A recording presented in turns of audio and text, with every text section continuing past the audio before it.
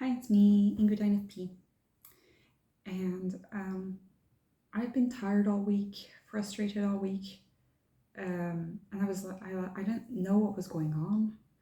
And then I realized that these frustrations have kind of a commonality between them, and they're linked to my work.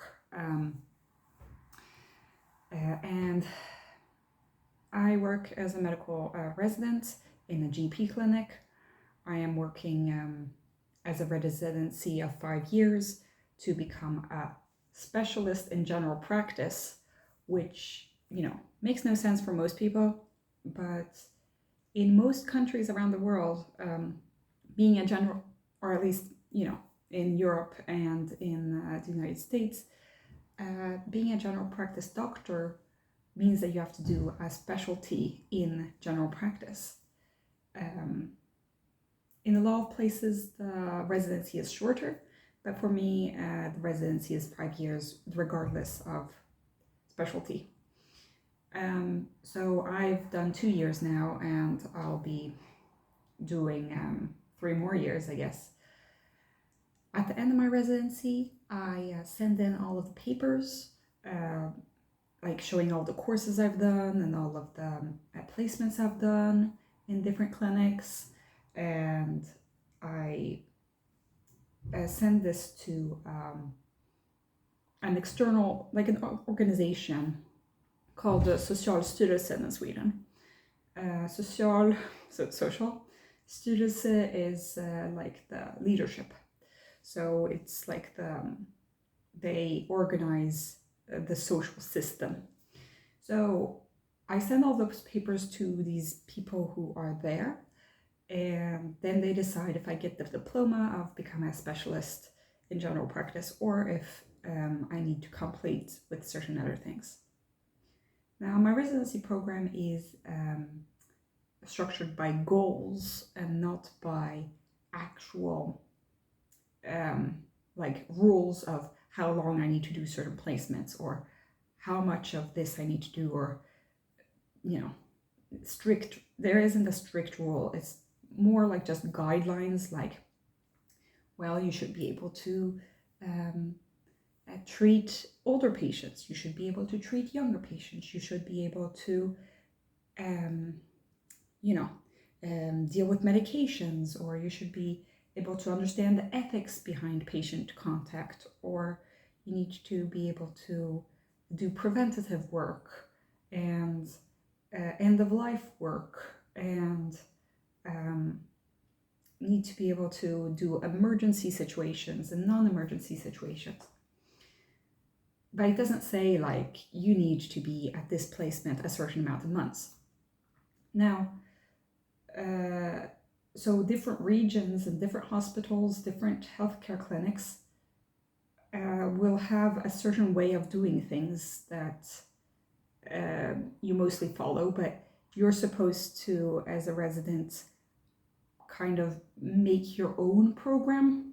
But that's really difficult because you need to be a part of the system, right? You can't suddenly say like, oh, I'm just going to be doing my placement for 3 months instead of 6 months. And that's basically what I did. I did want to do 6 months at the hospital that I am attached to in my town for internal medicine placement. So I wanted to do 3 months in another hospital that has a better work culture, a better work environment. But the leaders of my program in my region, which isn't a part of the region where I was planning on doing this placement, they are making things extremely difficult for me because they are like convinced that you have to do 6 months in internal medicine in order to for them to sign my papers that I then send to the Socialstyrelsen group. So I know that this is very complicated, but basically what I'm getting at is that there is no rule, but the people above me state their rules, and they think that their rules should be the rule. and they get mad at me for going against their rules, which aren't actually the rules of my residency program. It's just the rules that they invented, the rules that they thought were good. And they have an important job as program leaders for my residency program in my region, but they're not the ones who are sitting there actually approving of doctors' diplomas, They're just there to help out with the organization. But there is no reason for me to do 6 months in in internal medicine when other regions manage to get their stuff approved with just 3 months. Anyway, so there's all this administrative stuff, and it feels sometimes that I feel like they treat me like a kid, and it's like that they know best, and that they, because they suffered in the 80s or 90s or whatever, that I should follow the suffering that they did in their time, and, that I'm being rebellious by going against their wishes. It's been a lot of emails back and forth, which has been a lot of stress for me, between me, my supervisor, my boss. My supervisor and my boss are all for the idea, but my program leaders are having difficulties accepting this. And the problem is that they're the ones who are paying. They're the ones who decide if they will accept and pay. My boss says that he's okay with the region paying, but that's because for him, he will pay me the same amount regardless if I'm here or there, because I won't be at the clinic anyway. For him, it's actually a win, because that means I will be in my placement only 3 months instead of 6, so that means that I get to work in the general practice where I usually work a longer period of time. But for the program leaders, they're being difficult, and they're slowing down the process, possibly deliberately, so that I don't get the spots that are available. I've been pushing people, asking for telephone numbers, for contacts, in order to write them down on this piece of paper I need to send to the other hospital. But they've just not answered. And they're really quick to answer, no, you can't do that. But they're really slow to answer when it comes to giving me their contact information, And it's really frustrating dealing with all these bureaucratic stuff, and also with feeling like they don't trust me to make good decisions about my career. They don't care if I suffer or if I'm having a good time. They don't care if a placement in my town will make me hate my job. So there's all that. So that is a frustration of mine. Another frustration of mine is that my boss we had a big meeting. We have a meeting once a month, usually, except during the summer. But now at the end of August, it is not summer anymore in Sweden. We're already in autumn. So we have this monthly staff meeting. And during the staff meeting, there are different topics often that come up. And usually it's how so now it was how did the summer go, blah, blah, blah. My boss then took up about the clocking in and clocking out, and that some people are cheating on their clockings ins and their clockings out. He didn't mention who, but I am one of those people, because I find the clocking in and clocking out system so stupid, so dumb. I really don't want to clock in and out. What are we, in primary school or something? And I realize that a lot of service jobs, a lot of low paying jobs make you clock in and out. A lot of office jobs make you clock in and out. But and I don't want to be clocking in and out. And I'm not saying that I should be exempt. I'm just saying that nobody should be clocking in and out. I feel that if you're working overtime, you should be compensated for that. But clocking in and out is so useless of an activity, and also it's basically like your boss micromanaging your life, and I hate it with burning fury.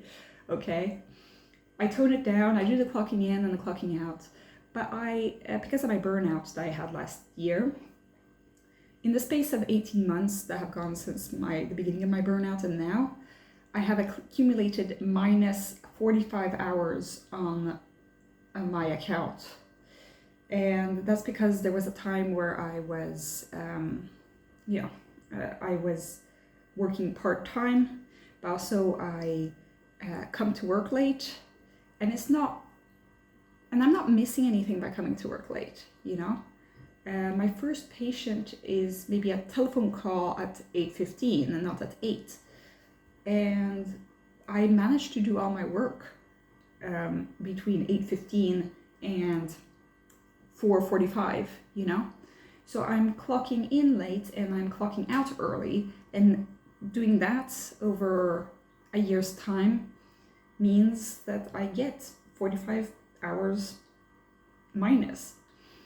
And when you get over 20 hours minus, then they, every 6 months that you, they'll have a certain date where they will take away all plus time. So any good extra work that you've done, they'll just erase. And any minus will be counted as a penalty. They don't erase the minus, obviously. They want you to keep all the minus. And they'll give you a penalty, which means that you will have to pay for 20 hours of work, basically. So the next paycheck will have less money on it. Like the equivalent of half a week, I guess. But those minus hours never disappear. So you're basically doomed forever. Because, it's really difficult to build up those hours. I used to always be a little bit on plus, have 4 hours plus or something. But I now have 45 hours minus. And I don't know how I got here, but it's really embarrassing and stressful, because I don't know how I'll ever get myself out of that hole. 40 hours, if I decided to, for example, that I came, that first of all, I worked my 8 to 5 totally, that I came to work on time and I stayed until 5 every day. That would just lead me to stay on 45 hours, right? But if I added 15 minutes, how many days would I have to stay over 15 minutes in order for me to erase my 45-hour debt? It's like I'm in debt, but it's like I can't get out of this, I can't pay myself out of this. So the only way to pay is with time. And what am I going to be sitting there doing with the extra time? I don't want to be given more work just because I managed to do my work in the set amount of time. I don't want to be given extra work in order to not twiddle my thumbs at the end of the day, and I don't want to be coming 15 minutes early. So I feel really frustrated about that, because I'm in the situation where I can't get out of debt, and my boss can use this at any point against me. And he's telling everybody that how lenient he is being compared to other bosses, because he allows us to not clock in every time that we take a pause. And he is lenient if we change the times that we, if we forget to clock in or clock out, then we can adjust it. Like for example, if I work from home in afternoon, I can write that I clock out at 5, even though I am not working until 5. I've left work at another time earlier. So yeah, there's that, which also feels dehumanizing, and it feels like nobody is taking us seriously, and that people just want us to suffer, So that was also a thing that happened. And then another thing that happened was that in the meeting that came after that meeting, there was a doctor from another, from the hospital, I think. I'm not sure exactly where he worked, but he wanted to talk about this new organization system. Well, it seems cool on the surface that the hospital and the primary care doctors will have more contacts and phone. We'll be able to phone easier, and they'll be able to phone us easier. But I see a lot of problems with this, because first of all, it's the primary care doctors that needs to phone the hospital more often, because we often need specialist help within different specialties of medicine. I might need to call the rheumatologist, or I might need to call a cardiologist if I need help on a certain case. And unfortunately, because I live in a small town, and I've told you guys about the bad situation at the hospital in my small town, there is a lot of this thing of like, you have to know the person on the line. And I didn't do my internship at the hospital here, so I don't know these people. So I'm not friends with them. So they will give me another answer than somebody who has been at the hospital.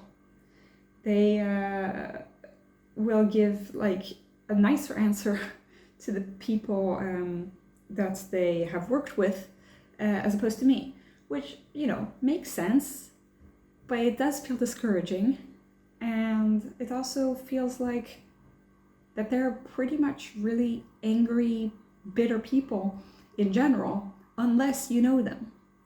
It's okay if people are just kind of friendly and they're friendlier with a friend, that makes sense.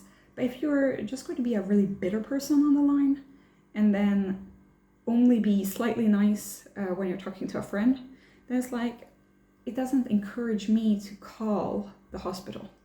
I know that a lot of people who have been interns at the hospital really love calling the hospital, but I noticed that me or people who haven't done their internship don't like calling the hospital. And I feel like, it's not a conducive corporation environment, So it feels also kind of, like I get this inferiority complex, like, I don't know what's, like, of course I'm not as good, I'm not as smart or whatever, I haven't worked as much, or I'm not as knowledgeable, but it's just that I get different answers when I call compared to some of my colleagues. And it was frustrating because you could see within my colleague group those that had a friend relationship with the people in the hospital and those that didn't. You could feel the divide. And the ones who were like super friends with the people at the hospital often are from the town, they grew up in that town. They also have a more conventional lifestyle, let's just say, like they have a partner who probably also works at the hospital, and they have children. I'm just generalizing, but you get the vibe of like, okay, so this is like a well-adjusted normal person, and the rest of us are like, either international people, you could say, or people who are not from this town, or people who are just unconventional by nature, you know. And it sucks that it's that way. And also it sucks that primary care is also given more and more things to do, more responsibilities over different areas of medicine, without being given extra resources, without being given extra time.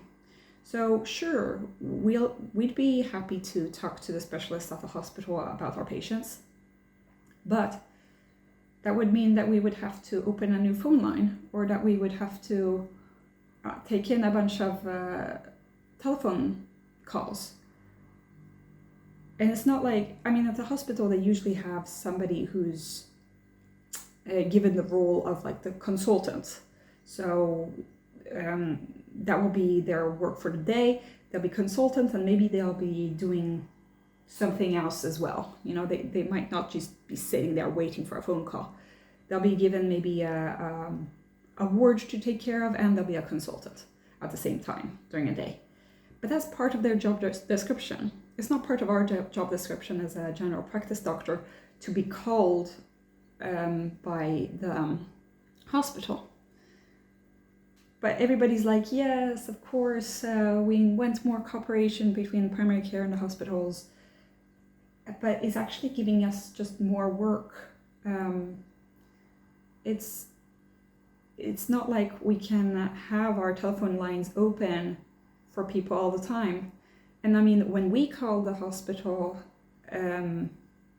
it's not like the people at the hospital are always available either.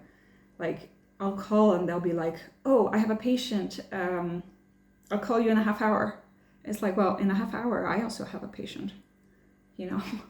And it's like, I always have to accommodate to them because they're so special, because they are specialists in another specialty.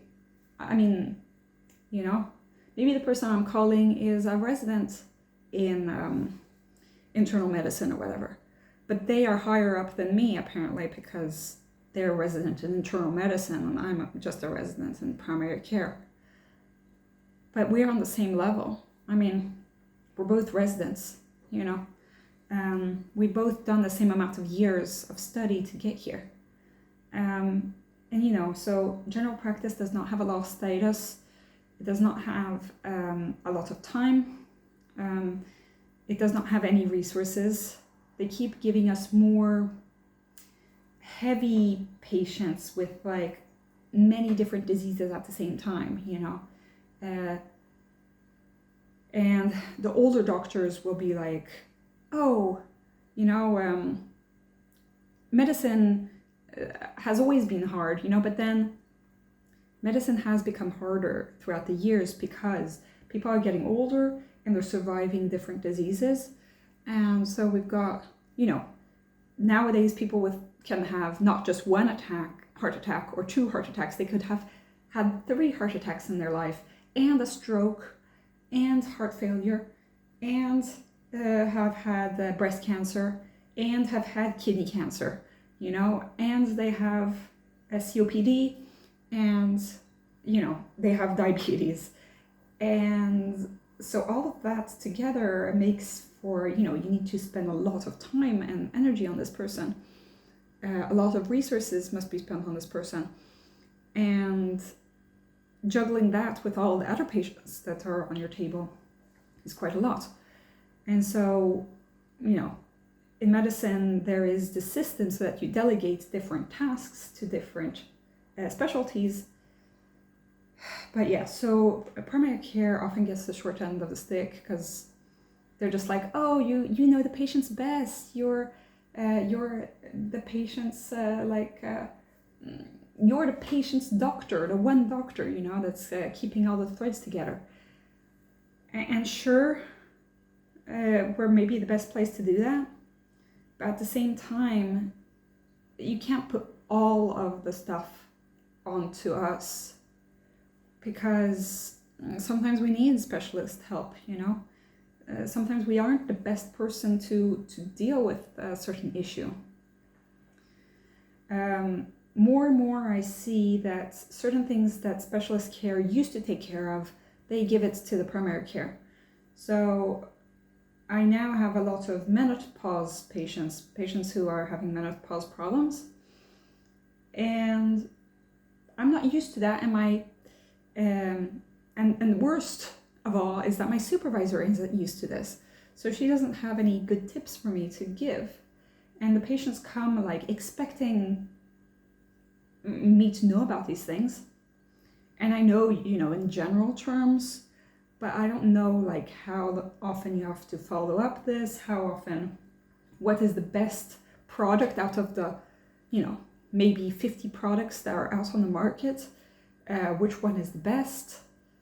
And now the gynecology clinic is just sending these patients to me.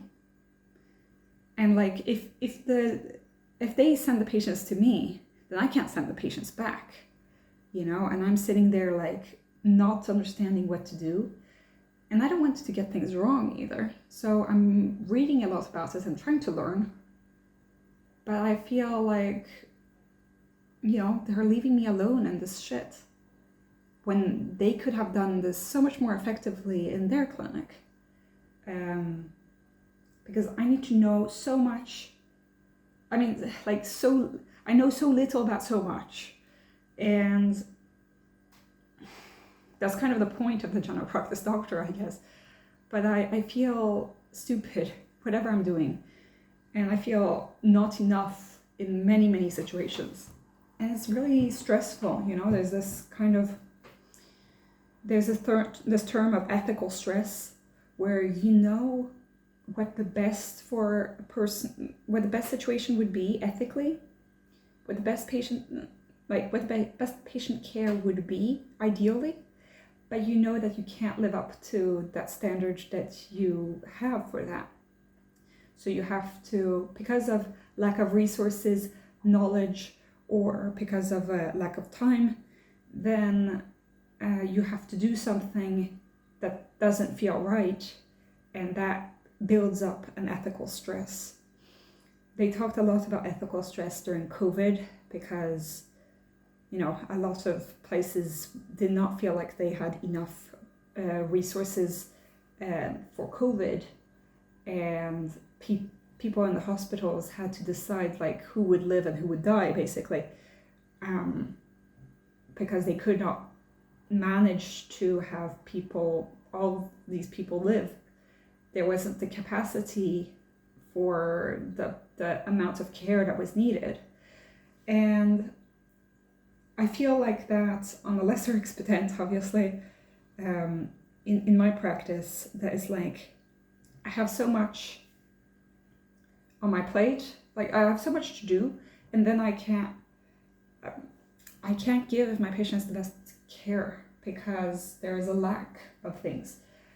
And it's frustrating when these people above, like the other frustrations I talked about, these people above treat us like we're nothing, that we're stupid, we're dehumanized as workers on the floor, and that they need to control us, they need to give us more work, they need to put us down, put tons of expectations on us, which they never give us the tools to manage, and then they revel in the suffering.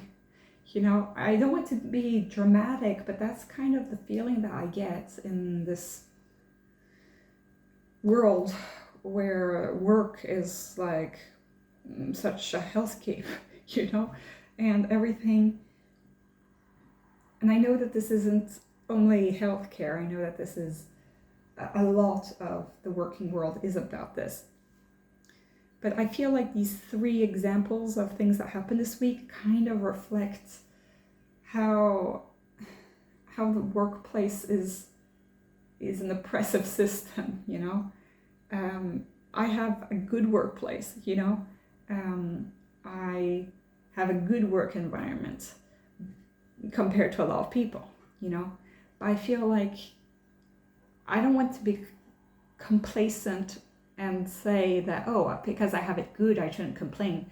Okay, I am going to complain on this channel because, yeah, I can't do all this complaining with my boss, but yeah, it feels like a lot.